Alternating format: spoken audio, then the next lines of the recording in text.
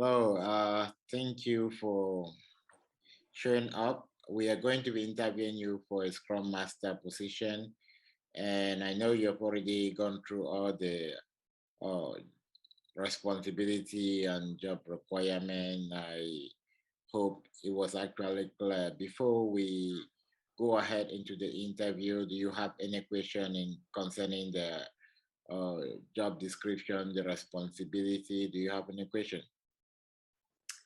So far, so good. No, I think I read everything and it's very clear. Yeah, All good right, question. thank you. So, just a bit about our company. We just getting into the implementation of Agile because most of our customers are requesting us to transition, and we already have two Scrum Masters that have joined our team, and we're looking forward for another one to support a new team that we are about to form. So it's a very important role. So we're looking for someone that will be able to coach the team to success, help the team implement the Scrum framework, and also help the company to understand more clearly about agile practices. So one of the senior recruiter in the company, and I'll be interviewing you today.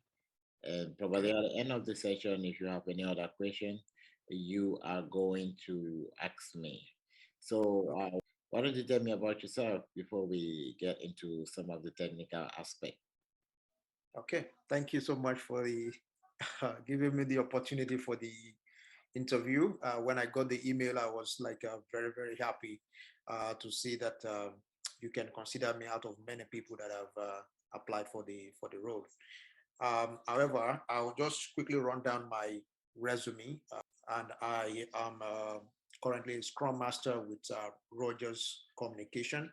Um, Majorly, what I do is I help the team with the Scrum ceremonies. I help them with. I work with about 7 developers, and with the PO and me making 9 in the team. My major role is actually to help them facilitate all the Scrum ceremonies, the sprint planning, Yeah. the retrospective, the reviews, and also the daily stand-up meetings, which we do on a daily basis, time box for 15 minutes. Um, Majorly, again, I actually help the team with adhering strictly with the all the Scrum values, which at the beginning when I joined the team, they were just having someone in the team who is representing, who's playing that role of a Scrum Master, but not really certified as a Scrum Master. But when I came on board, um, I was able to help the team to adhere to all the Scrum framework and also the Scrum values. So if I was looking at my resume, I started my career 11 years ago. So I would say that I've had about 12 years working in uh, projects, waterfall methodology, and and I also have experience also working in agile, and I know a little bit of the difference when compared both together. So I have about 8 years working as a project coordinator with Diageo International, which is a brewery company in the UK. And working there, I also have extensive experience working in the production line, automating the line using Waterfall experience. And there, I actually help with facilitation of meetings, working with stakeholders, and most of what I do is actually, helping with coordinating meetings. And one of my success there was majorly on a project they had for extensively 3 years, automating one of the biggest line in Africa. And after 80 years working with Diageo, I decided to pursue my career, to further my career as a master degree in University of Ottawa here in Canada. And after that 2 years that I went back to school, um, I decided to go further to um, learn about Agile.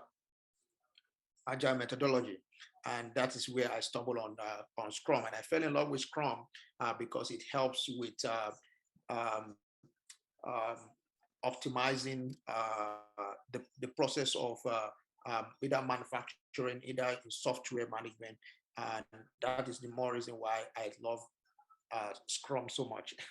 And ever since I've been a core evangelist of Scrum. So um, that servant leadership, ability to help with removal of impediments, and ability to also work with teams that can collaborate and make things happen. That is one of my passion nowadays now. So that is me in a nutshell, sir. Wow, thank you. That was quite elaborate, and it seems like I was listening to your bio, but I love that. Now, you mentioned something, and you said something about working 8 years in the waterfall uh, with the waterfall methodology. So, Yeah. what difference can you make between the waterfall and the agile? What are some of the advantages and what are some of the disadvantages? And according to you, what exactly, which one would you prefer? Would you say, let's go purely agile or let's stay back with the waterfall? What's going to be your recommendation based on your experience? So, share your experience about using both methods. Wow, thank you so much. That's a very lovely question. Waterfall experience for my 8 years working with Waterfall, I found out that we have is a very long process. Number one, we need to start with the project initiation. We need to move from initiation into project planning. Then we also need to work with from project planning. We need to move into project execution, then monitoring the project also to completion. Then we also have the closing part, and then we have the handover to if it is acceptable, then we have the handover. But in Agile, I found out that and it's very cumbersome and it's a very long time before we start getting feedback. So the process is a very long process. So sometimes we have time consuming. We have sometimes we have waste because sometimes it takes a long time, and for the stakeholders to come and check the process to give us feedback, it goes towards the tail end of the project. So, but in Agile, you find out that it is done in 2 week sprint. So in that sprint, before the end of the sprint, in that 2 weeks, so you get your feedback and it delivers value on an incremental basis. That is in a gradual procedures. So which makes it very fast. And at every end of 2 weeks, something has to be done. Incremental value has to be delivered. So that gives us that opportunity to not waste time. So time is actually optimized. And again, it's an environment where there's features transparency. So whatever we are doing, we are not doing it in isolation. We're doing it that is open to stakeholders. They can come in and check if this is actually what they want. If this is not what they want, we can easily, quickly, fix the problem. During our retrospectives, we go over that and we share with the team, we share with the stakeholders, and within the team, we can actually correct whatever it is, or we take our learning from there, and we can move forward and correct that. So I would say the difference is that this one gets your feedback quickly and you can easily adjust. Okay, if there's any changes during the line, we can easily adjust and correct it within the team. So I would say it's lean, that is reducing of waste, okay, waste of time, waste of resources, waste of everything, So it optimizes also the process itself because it helps to deliver value faster in an incremental basis. So I would recommend, back to your question, I would recommend agile any day, anytime, because agility is very important in business. It's very important in life, and flexibility. It's uh, uh, also attached to being agile, right? So I would say that the more you're flexible in business, the better it is for you to be able to survive in the competition. So I'll put it that way, that I'll go with agile any day, anytime. Okay. Are you by so saying that every project should be implemented using the agile way, or do you think there's some project that might not fit in the agile methodology? I would strongly recommend that every project has to go the agile way, because agility is the soul of business nowadays. We see that people who cannot adjust to the new trend, the way competition is going right now, they fade out of the business. So if we implement agile, we want to save money, we want to optimize our process, we want to optimize time, we want to increase value for the customers, and make sure that we are always ahead of competition. So if we want to do that, agile is the way to go, and I would recommend that. All right, and then this kind of bring me to some of the worries I have Okay. in the case of managing product delivery, where we're using an external vendor, Yeah. and sometimes you might not really get hold of the external vendor to have your 2 weeks increment delivery. It might Yeah. require time that is probably beyond 2, 3, 4 months, especially when you get into security issues that might involve policies. Sometimes you might even wait for 6 months before even launching it. What's going to be a comment? How do you manage that if you're in the agile environment? Okay. Good question. So how do we, if we are working with an external vendor, Yeah. okay, if we are working with external vendor, so I've been in a situation where I work with external vendors. That was in the Waterfall, that when I was working as a project coordinator. So we were working with guys in Germany while we are in the UK, and also we're working with people in Africa. So what we did was that we were having these guys on, because in Agile we have dependencies. We have to relate with other external um, external person who is also helpful with the team, who is part of the team, but is in a different team. So what we need to do is that we need to have a session with them, to partner with them, to know how their schedule runs. Then I fit their schedule also with, I look at what is happening within us here. Then I fix a meeting, or I fix a time that works with their own time. Sometimes they are working on a different time zone. So, but what I do is that we look at our own time, and when our own time coincides with when they are free. So it is my own job to coordinate with them, and to coordinate with my team also, to know when. And kind of, let me just step in there. All right. What if they're not flexible? What if they want to go strictly on a contract basis? For instance, they say, okay, we're sure we're going to deliver this within 5 months, and they don't want to be part of the agile system. They want to go with you on part of a strictly contract. Let's say they have not yet adopted the agile. How are you going to manage that? Mm, that's a good question. If they are not flexible, well, if they're not flexible, my job is to relate with the PO, um, to coordinate, to know how we can actually accommodate their own pattern, because we have to work with them. What I will just do is I will relate with the PO, I will relate with the team to decide on which way to approach it, because we have the condition already. They give us the condition. Our own is to look inward here, to look at how we can accommodate them. So we are working with Agile. We have to look for a way to work out with them. All right. That also take me to the next question, which is talking about dependency. Okay, What do you understand about dependency in an agile environment? good. So dependency is, it depends.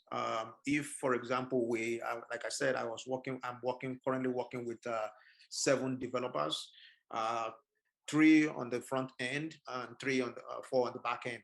Yeah. So what I do basically is that, if, for example, our team doesn't have a tester or a quality guy who is working with us, and that quality guy is just one and is hovering around 4 different teams. Yeah. So we have to during our breakup session, if we are having during our breakup session, so I have to relate with the other team to know when he is available, and we can adapt to their time, or they adjust to our own time. So dependency is that our team depends on this particular guy for testing. So whenever we have our product already completed, or no, or like almost completed to the level where we have to test, then he comes on board and join our team to help us with the testing and be able to deliver, meet that criteria of done. Okay, I want to take you a couple of steps back into Okay. planning work the agile way. What do you take into key consideration when you're helping your team to plan the work that you need to take on for a sprint? What is the key consideration? Yeah. Okay. So during planning, during sprint planning, we are looking at the user stories. We are looking at a prioritized backlog, and from the prioritized backlog, um, our team is committing to the developers are committing to the stories. They are picking their point. We first of all we look at the capacity of the team. We want to know what, so I can go back to history to look at the average capacity of the team, or if once the team is committing, I don't allow them to overcommit, and I don't allow them to, I guide them, not that I don't allow them, I guide them to, to make the right commitment. So I look at the average in the past, and then I know, okay, this is where the range is, so that they don't overshoot and they don't, so we can under commit but over deliver. So I want to keep us in that range. But at the end of the day, we're because we're working with the PO also. He is the one giving us, okay, this is our top story and this is where we are focusing on. So we are working with that guidelines, picking from there and committing to that. That's what we do during the sprint planning. I don't know if I get the question very well. Kind of, yeah. Also, you miss out something, but I'm just gonna reframe it in another question. You did said you have about 7 developers, right? And you have a Yeah, team of 9 people. yeah. So what was the velocity of your team? What was the velocity of my team? So the velocity of my team is, so on average, we have each developer goes with about eight, 8 points, 8 points for each developer. So normally we book them on 6 points because we keep 2 extra for our buffer. So we have about 6 points. So multiply by 7, I have about 40, 42 for the team. So I would say velocity is 42. That's the capacity of the team. And do you always have 42? Was your velocity constant throughout the period you were working with your team? Or did it fluctuate? And if it actually fluctuated, what was Yeah, that? if it fluctuates sometimes. It fluctuates sometimes because some people, like they're not available due to one reason or the other. But so yeah, so but on average we say 40, 40, 40 for the team. Yeah. Okay, thank you very much. Now, when you talk about team management, now one of the key of becoming a scrum master is becoming a servant leader. Yeah. What will you say? What are you proud of some of those achievements that you have working with your team? The achievements. Yeah.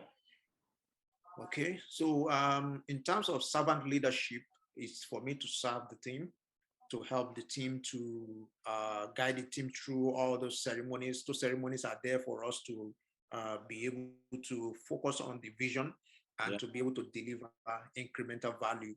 At the end of the 2 week sprint, we'll be able to have achieved something tangible. And servant leadership has helped me to serve this team, to help the team to achieve high performance, to get to that high performance state. The team is very good. They know the developers know their job in out, but ability to focus on the goal, to help the team to coordinate and to make sure that on a daily basis, following those ceremonies, we'll be able to deliver at the end of the day, so that we will always be focused, because there are distractions that might come in the play. We call them dependencies, impediments. So those impediments, my job is to help. as a servant, to serve the team, to help remove those impediments along the line. And that is exactly what I love to do, to help my team to succeed. At the end of the day, we've been able to deliver, like the last project we're working on, where we're optimizing our services. We're optimizing our services to because it's a B2B relationship with other partners that partners with Rogers, which is my company.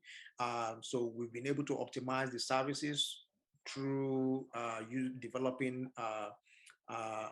programming interface that allows optimization um, of the business partnership with our clients. So that has enabled us to be able to deliver incremental value by solving some of the customers' concerns of using the user stories. So if you were to summarize that to a characteristic, what are you going to title? What are you going to call yourself?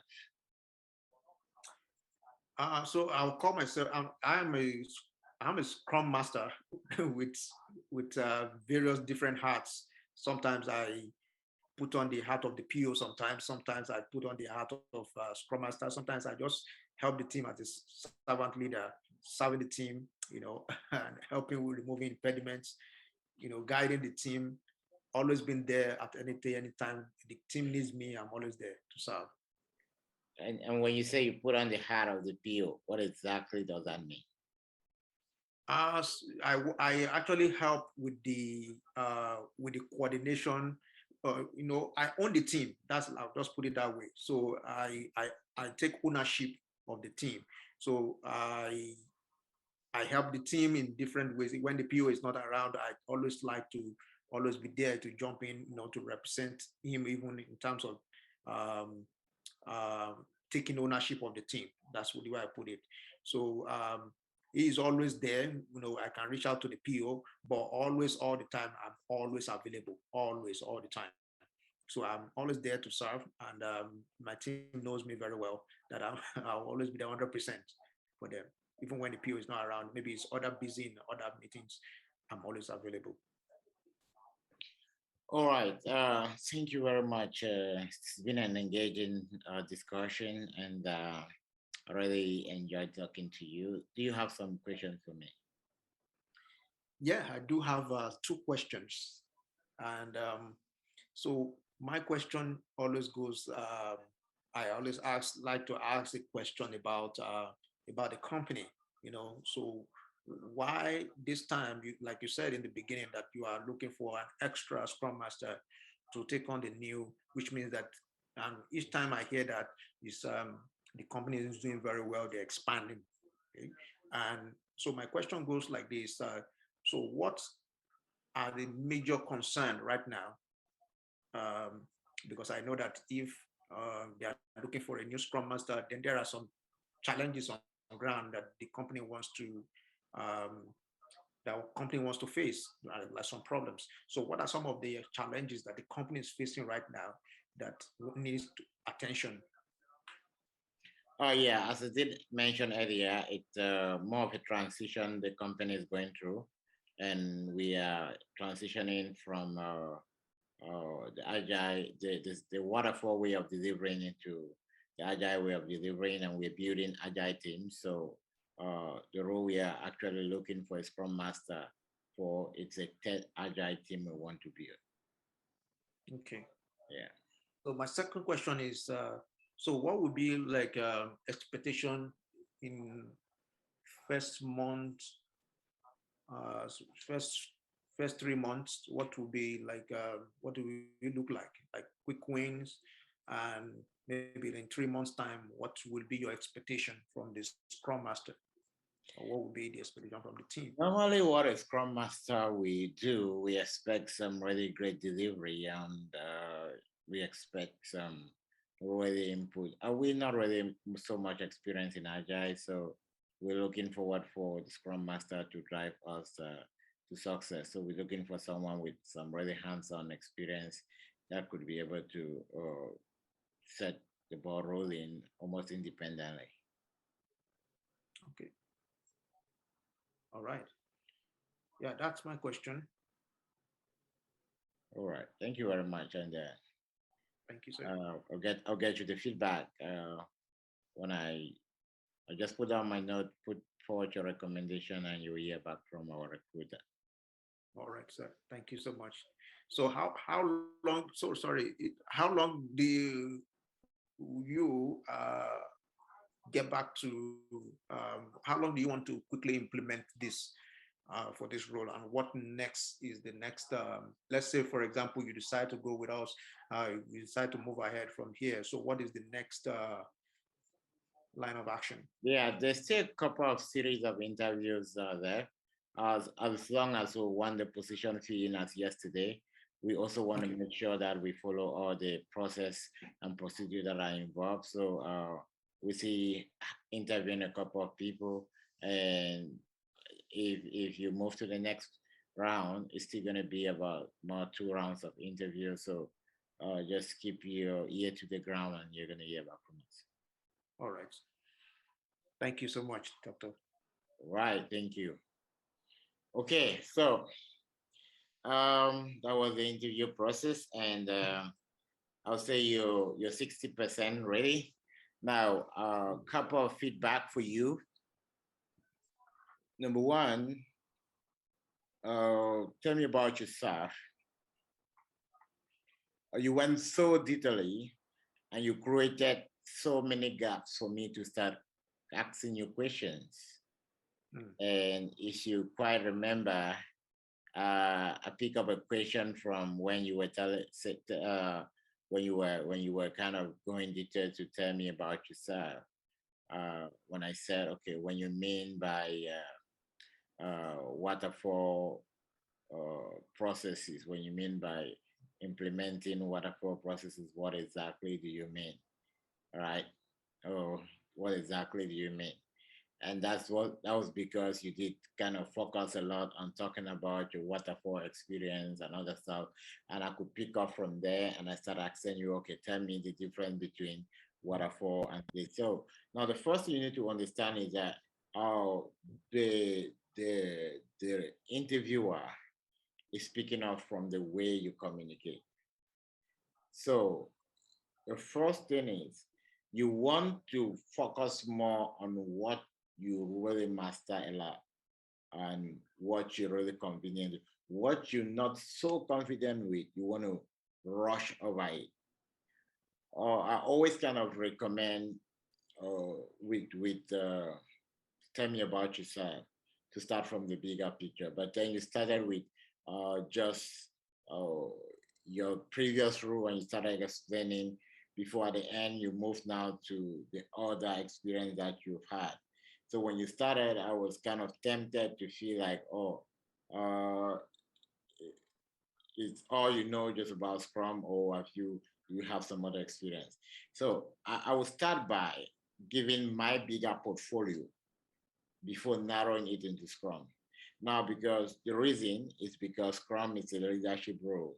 It's not just about you uh, knowing exactly how to implement the event. It's all about it.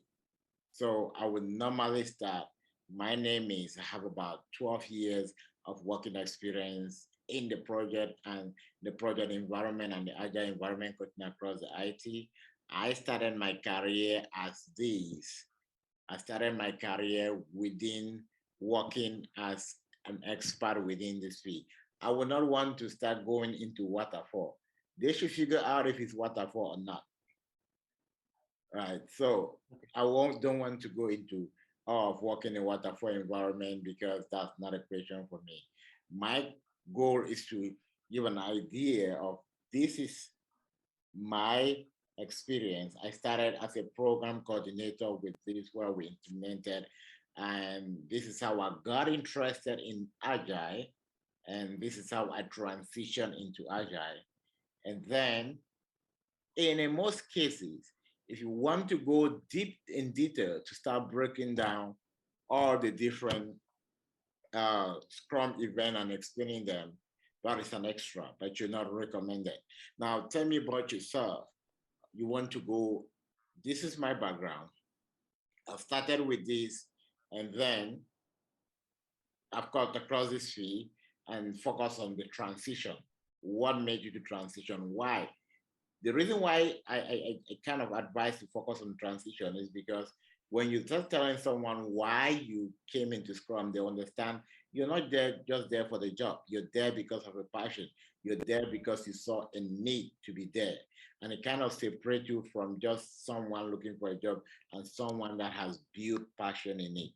So when you treat it at that level, the transition, now you can now mention, I've been in Scrum now for 4 years and I've worked in 2 different or 3 different positions, and my current position is just ending, and that is why I am here. So in that case, you probably would not really want to go more into start explaining all the Scrum event and other stuff. Now, you also notice that most of my follow-up questions pick from the waterfall and the agile because that's what we are dwelling on. And I asked you that, okay, will you recommend the waterfall or the agile in project management? And you pick the agile. Now, why agile is good? Agile is not the ultimate. As a leader, you don't want to pick a side. You want to give an evaluation and you want to kind of leave it a bit open. Now, the project that cannot really go in the agile way. The example I gave you, like you're working with an external vendor and they said, oh, we can only deliver in 6 months and we don't want to use the agile framework. And then your response was you talked to the PO and no. Now, if it's a uh, uh, uh, uh, purely waterfall agent you're collaborating with, you can force them to use agile. So that is part of dependency. We call that external dependency. Now, when you did not really answer that question well, I went ahead to ask you about dependency. So I wanted you to show dependency in that question. You did not show it. So I wanted to see if you understood dependency. I move ahead to ask the question. Tell me about dependency. Okay. Now, the way you explain dependency using a tester that, oh, it depends on the tester. Now, dependency is more about relationship between stories and the people that are doing your work. You have internal dependency and external dependency. Internal dependency means that Peter is building a story on the back end and James cannot pick up the next phase of the story until Peter's finishes. So how do you manage the correlation between the lead time and the lag time between Peter and James, right? And the way to manage internal dependency is to make sure that you are slicing the story into smaller pieces so that we can easily estimate it, and then the lead time becomes smaller and we'll know exactly when this person is finishing and exactly when the other person is finishing.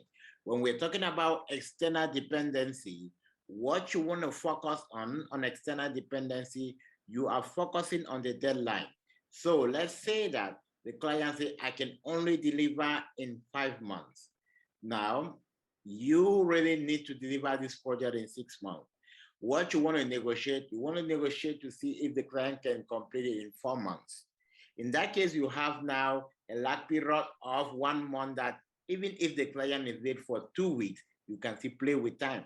So with external project, you're working with external vendors that are not using Agile, you cannot force them.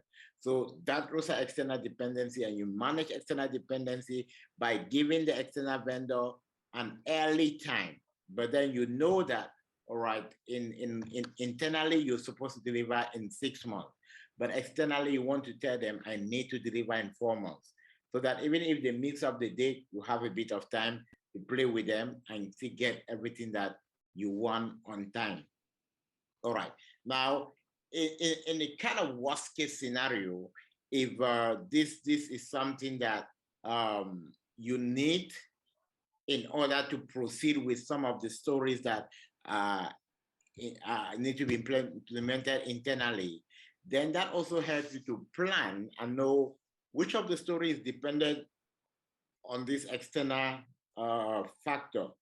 And now you know already that it cannot be delivered earlier than 6 months, which means that you need to evaluate the effect and and the business value of delaying this other activity by 6 months until when you have the external and see what is feasible and see if the market values to stand out. All right, then I moved there and I asked you the question about how you manage your team, or what are you proud of as a Scrum Master. Now that's a challenging question. You did actually talk about how you help your team and all of that, but then when we're talking about being proud of as a Scrum Master, and I started by saying you are a servant leader, right? Before I asked the question, so one of the key point when you're talking about being proud as a Scrum Master is about creating a conflict-free environment for your team. So there are two things, the two possible response. You say, oh, one of the stuff I'm proud as Scrum Master is in my former team, I was able to create a near conflict-free environment. Now you cannot have a 100%, but then I was able to really create an environment where my team members could really collaborate. There were minimum conflicts and the communication between team were really great. So that really made me happy that I was able to support my team to deliver on time and not to really have a lot of spillover because their collaboration level was really, really great. So that's a simple one to give when we talk about your achievement. Then when I said, okay, if you could summarize it to a keyword, what would you say? Now you said you wear different cap, and then you said, okay, sometimes you become a product owner. And I said, okay, how do you become a product owner? And you still kind of dodge away from that question somehow. So as a Scrum Master, you cannot become a product owner. The product, those are specialized rules that two people can, you can assist the product owner. You can wear the cap of the product owner. If the product owner is asking you to write stories and you're doing that, that is an anti-Scrum, that's an anti-Scrum approach. The Scrum Master should be the one documenting because they are the one having a close relationship with the stakeholders and want to make sure that anything coming in and out pass through the Scrum Master. But the Scrum Master can delegate developers. Why? Because developers are also as, subject matter expert within that field. They can delegate, but the Scrum Master remain responsibility. So you cannot wear the cap of the Scrum Master. Your role is a non-technical person to have facilitate their team. And I think I ended up by which question did I end up with? Can you remember the question around that up with? How you? No, I didn't write the question down. Okay, so I think that was the last question I rounded up with about how you support your team. And then we rounded up from there. Okay, perfect. And then I said, okay, do you have questions for me? Now, your first question was good, but the second question is the question I was supposed to ask you. Now, you cannot ask your recruiter what they're expecting from you within the first 3 months. No. Why? Because you are the expert. They're not the expert. Most often, most of the recruiters are not Scrum Master. So you cannot ask them a technical expert question. You should know what is expected from you within the first 3 months. Now, rather, you ask a question about how soon should you hear back from them. Just keep it as simple as that. How soon should you hear back from them? Or how soon should you expect a response? Just keep the question as simple as that. All right, so those are I'm going to send you the recording as well. So those are some of the stuff you should pay attention to. All right, okay, talking about the Scrum event, just I wanted also to make a comment on that. All right, quite remember, it's the question I was missing. The question I asked you about how do you help your team to plan the work that they will commit to? That was the question I was looking for.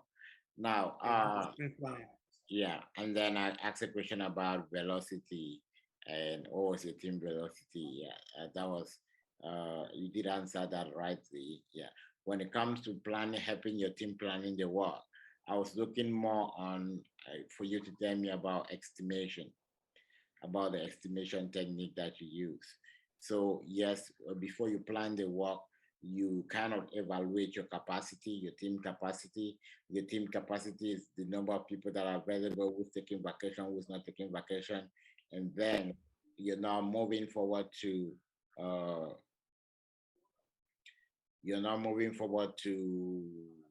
talking about uh, when you estimate the capacity and you're in your sprint planning, the product owner gives the team what is the goal of the team.